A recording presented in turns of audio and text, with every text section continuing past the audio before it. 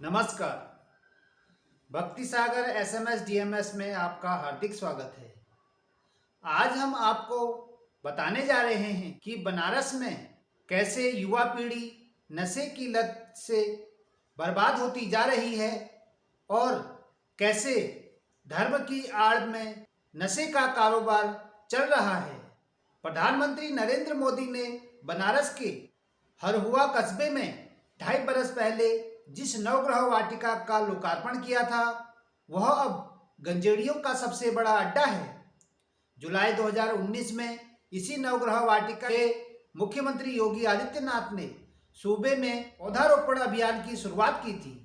बाद में नौकरशाही ने इस वाटिका को सिरे से भुला दिया, जिससे वह गंजेड़ियों और जुआरियों के लिए एक बड़े अड्डे के रूप में सरनाम हो गया। सिर्फ नवग्रह वाटिका ही नहीं, धर्म और आध्यात्म की नगरी काशी का घाट हो अथवा पक्के महल की गलियां, हर जगह नशेड़ियों की एक बड़ी फौज मौजूद है। साधु संत से लेकर सैलानी तक गांजे के नशे के जाल में फंसे हैं। इजराइल, चीन, जापान और मैक्सिको के सैलानी इसीलिए बनारस को ज़्यादा पसंद करते हैं, क्योंकि यहाँ हर जगह गांजा आसानी से मिल जाता है। वरिष्ठ पत्रकार कहते हैं, बनारस में सिर्फ घाट ही नहीं, मठों मंदिरों में गांजे का कारोबार धड़ल्ले से चल रहा है। इसका सेवन भी जमकर हो रहा है। बड़ा सवाल यह है कि जब मठ मंदिर, घाट और बड़ी बड़ी पार्टियों में चिलम का धुआं उठ रहा हो तो इस पर प्रतिबंध क्यों है। अपने बनारस में तो गांजे को धर्म का आवरण और साधु संतों को गांजे का अघोषित लाइसेंस दे दिया गया है। साधु सन्यासी हैं तो गांजा पी सकते हैं। इसी नशे को जब कोई आधुनिक परिधान पहने नौजवान पीता है तो पुलिस उसे एनडीपीएस एक्ट में जेल भेज देती है।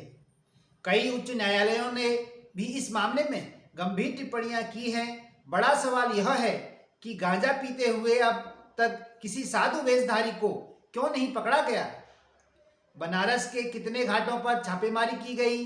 साधु संत का मतलब गांजे का सट्टा मारो तो नहीं, हिंदू धर्म और सनातन परंपरा खतरे में आ जाएगी। जब यह नशा सियासत में घुस गया है और इसे धार्मिक इजाजत भी दे दी गई है तो सरकार को प्रतिबंध हटा ही लेना चाहिए। गंगा घाट और भूल भुलैया का एहसास कराने वाली बनारस की गलियों व मंदिरों में गंजेड़ी बेधड़क धुआं उड़ाते हैं। उन्हें पुलिस न रोकती है न टोकती है। हर गली नुक्कड़ पर भांग की दुकानें हैं। इनकी संख्या करीब 30 के आसपास है। इनमें कई दुकानें अघोषित रूप से गांजा बिक्री के बड़े अड्डे हैं। यह बात हर बनारसी और हर गंजेड़ी को जानता है। इतनी छूट तो शायद ही किसी शहर में गंजेड़ियों को मिलती होगी। गंगा घाटों पर दिन दहाड़े और रात के अंधेरे में साधु, देसी विदेशी सैलानी और युवा चिलम पर गांजे का कस खींचते आसानी से दिख जाते हैं। वरिष्ठ पत्रकार कहते हैं, सिर्फ सामाजिक परिवेश में ही नहीं, सियासत में भी गांजे का असर है। यूपी में आजकल विधानसभा चुनाव की गर्माहट है। सियासी निजाम में जिस तरह से नेताओं के बयान आ रहे हैं और जिस तरह की भाषा का प्रयोग हो रहा है, उससे तो यही लगता है कि सामान्य मनोस्थिति में कोई नहीं बोल रहा है। ऐसा लगता है कि सारा सियासी निजाम गांजे के धुएं में डूबकर बोल रहा है। यह एक मुहावरा भी है और हकीकत भी। लगता है कि सारी राजनीति ही चिलम के इर्द गिर्द घूम रही है। दुनिया भर के बाजारों का सर्वे करने वाली जर्मनी की एक संस्था दावा करती है कि गंजेड़ियों के मामले में अमेरिका दुनिया में अव्वल है। संस्था वालों को कौन समझाए कि बनारस में भूत पिचास तक गांजा पीते हैं। बनारस दुनिया का इकलौता ऐसा शहर है जहां भंगेड़ी बाबा महादेव और शराबी बाबा काल भैरव पूजे जाते हैं। हर गली कूचे में बाबाओं को गांजा, भांग और शराब चढ़ाया जाता है। साथ ही लगाया जाता है हर हर महादेव का जयकारा। काशी पत्रकार संघ के पूर्व अध्यक्ष केडीएन राय कहते हैं, बनारस में गांजा भांग पीने की परंपरा तब से है जब अमेरिका का जन्म भी नहीं हुआ होगा। पुराण से पुरानी है बनारस में चिलम फूकने की रवायत। इस शहर की हर गली में पीर बाबाओं के चौरे हैं, उनके नाम मोहल्ले हैं। लहुरा बीर, भोजू बीर, दैत्रा बीर, मुगट्टा बीर, भोगा बीर, बेलवरिया बीर, वाडू बीर, चमरू बीर, नटबीर, खोपड़िया बीर, बिजुरिया बीर और न जाने कितने वीर। ये बाबा तो गांजा और चिलम से ही पूजे जाते हैं। इन्हें तो सिर्फ गांजे से ही खुश किया जा सकता है। गांजा शराब के बगैर बनारस के ये बाबा किसी की नहीं सुनते। बीर बाबाओं के ठीहे पर बगैर चिलम सुलगाए लोगों की मुरादें पूरी नहीं होती है। केडीए भी यह भी कहते हैं बनारस में वीर बाबाओं के मंदिरों में गांजा जगाया जाता है। बनारस में गांजे की दो किस्में प्रचलित हैं। इनमें एक है नागिन और दूसरी है मचैया। बनारसी गंजेड़ी नागिन ढूंढता है। काशी में चिलम जगाने का काम गंजेड़ियों के वरिष्ठतम व्यक्ति को सौंपा जाता है। दम लगाने से पहले भोले अथवा चंडी को ललकारा जाता है। फिर शुरू होता है गांजा पीने और पिलाने का दौर। अमेरिका सहित दुनिया के विकसित देशों में दारू खुलेआम पी जाती है और गांजा छुपाकर, लेकिन बनारस में दारू छिपाकर और गांजा खुलेआम पिया जाता है। बनारस में गंजेड़ी तो फक्र से यह जुमला भी उछालते हैं, गांजा पिए राजा, तंबाकू पिए चोर, सुरती खाए चूतिया, थूके चारों ओर। कुछ बरस पहले पुलिस के एक आला अफसर ने बनारस शहर में गंजेड़ियों के बारे में एक पड़ताल कराई थी। अनुमान लगाया गया था कि बनारस के लोग रोजाना कई कुंतल गांजा फूंक देते हैं। इनमें आधा गांजा पूजा स्थलों पर बाबाओं के चढ़ाने के बहाने धुआं धुआं हो जाता है। नई दिल्ली और मुंबई में 300 रुपये वाला गांजा काशी में आधी कीमत पर किसी भी गली में खरीदा जा सकता है। बोगेटो, पनामा, जकार्ता, जोहानसबर्ग और अस्ताना के भाव बनारस में भी गांजा मिल जाता है। इस शहर में हर गली और हर सड़क पर चिलम और गांजा की पुड़िया खरीदी जा सकती है।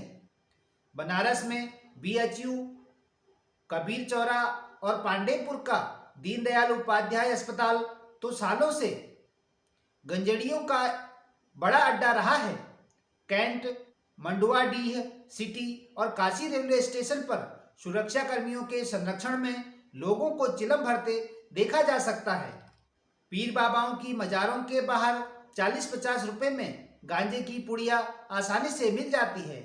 ABCD की रिपोर्ट दावा करती है कि बनारसियों से ज्यादा दिल्ली और मुंबई के गंजेड़ी चिलम फूकते हैं। दोनों शहरों में इस नशे की सालाना खपत क्रमशः 38.36 और 32.38 मैट्रिक टन है।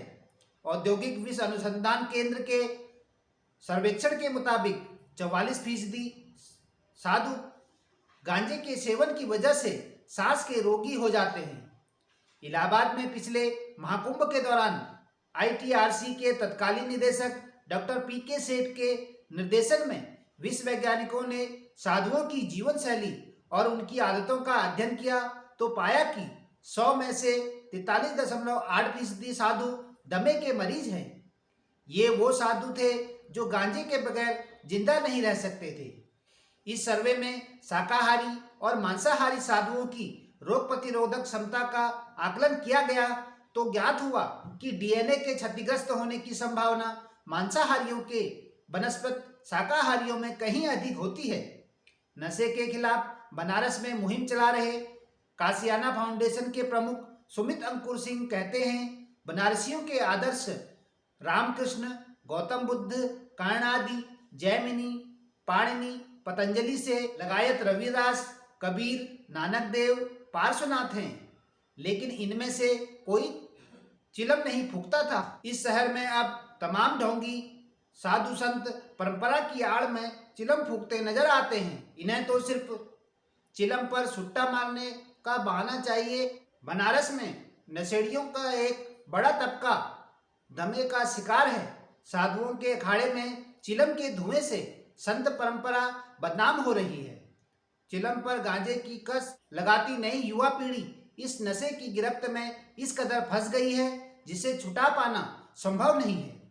हैरत की बात यह है कि ऋषि परंपरा के तमाम आल बरदार घर परिवार और मोह माया तो छोड़ सकते हैं, लेकिन ये चिलम नहीं छोड़ सकते। हम तो यही मानते हैं कि बनारस की गंजेड़ी पीढ़ी जब खुद को संभालने लायक ही नहीं होगी तो वो देश दुनिया को क्या खाक संभालेगी।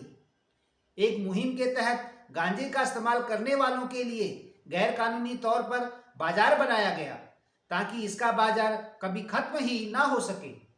बनारस में चाहे जिस भी घाट पर चले जाइए, कोई न कोई औघड़ और बाबा खुलेआम चिलम फूकते दिख जाता है।